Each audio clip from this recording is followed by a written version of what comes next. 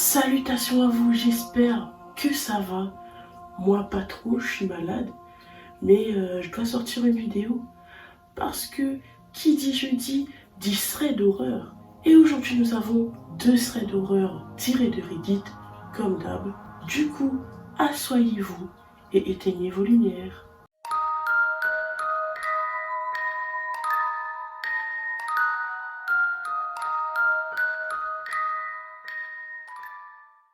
Pour la première histoire, la personne n'a pas donné son nom, du coup on va l'appeler Anthony. Au moment des faits, il a 13 ans et il nous explique comment il a failli mourir. C'était un samedi, il faisait froid et il était à une fête entre amis. Il y avait environ 50 à 60 collégiens. La soirée se déroule très bien. Ils discutent, ils dansent, ils mangent, ils chantent, dans la joie et la bonne humeur. La fête se termine et son ami Paul le raccompagne chez lui. Il faut savoir qu'Anthony vit à au moins 10 km d'ici.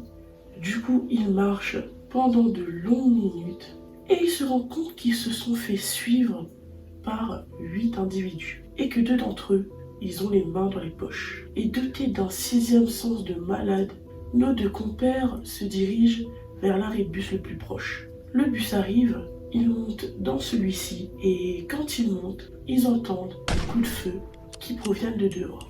Apeurés, ils font tout le trajet en se posant des questions. Paul dort alors chez Anthony ce soir-là, car ils sont rentrés très tard et Anthony ne voulait pas que Paul rentre chez lui, vu l'heure et vu ce qu'il vient de se passer. Le lendemain, en prenant leur petit déjeuner et en regardant les infos, ils apprennent que 3 personnes ont été tuées près de l'arrêt de bus où ils étaient hier soir.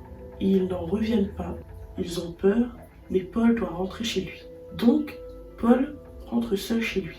Et comme Anthony habite assez loin, quand Paul arrive dans sa ville, il fait quasiment nuit. Anthony n'a pas de nouvelles de Paul, mais il se dit peut-être qu'il est arrivé, qu'il était fatigué et qu'il est tombé de sommeil. Il ne s'inquiète pas plus que ça. Le lundi en cours, Paul n'est pas présent. Et pour rigoler, Anthony dit à la prof que Paul est probablement mort. La blague n'est pas au goût de tout le monde. Dans l'après-midi, la police débarque de leur classe et emmène Anthony pour l'interroger et le demande donc à quelle heure son ami est rentré chez lui la veille.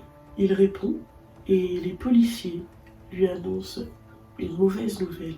Son ami Paul a été retrouvé décapité à côté de l'arrêt de bus où ils avaient entendu les coups de feu et où les 3 personnes ont été retrouvées décédées. Le soir où Paul est rentré chez lui, les individus ont récidivé et Paul se trouvait au mauvais endroit, au mauvais moment.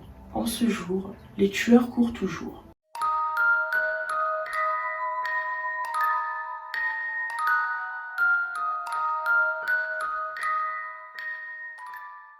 La deuxième histoire est assez courte, elle est celle de Lucas.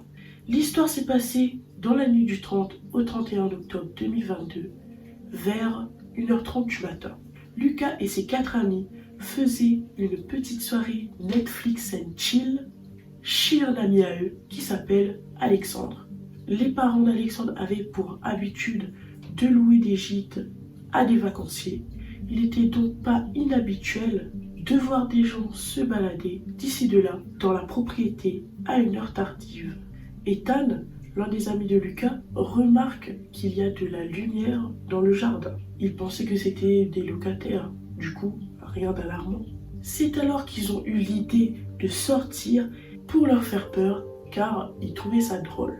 Mais à leur grande surprise, c'est eux qui les ont fait peur en les coursant dans le jardin. Ils se sont fait attraper à leur propre jeu, du moins, c'est ce qu'ils pensaient. Pris de panique, ils se sont enfermés dans la chambre et ils ont attendu la fin de la nuit. Mais jusqu'à 3h du matin, et de 1h30 à 3h, c'est long, les inconnus du jardin grattaient et frappaient à la porte. Le lendemain, ils ont tout expliqué aux parents d'Alexandre, mais ils ont affirmé qu'aucun locataire n'était présent la nuit dernière et qu'ils ont donc été confrontés à des inconnus avec des intentions peut-être malsaines. J'espère que cette vidéo vous a plu.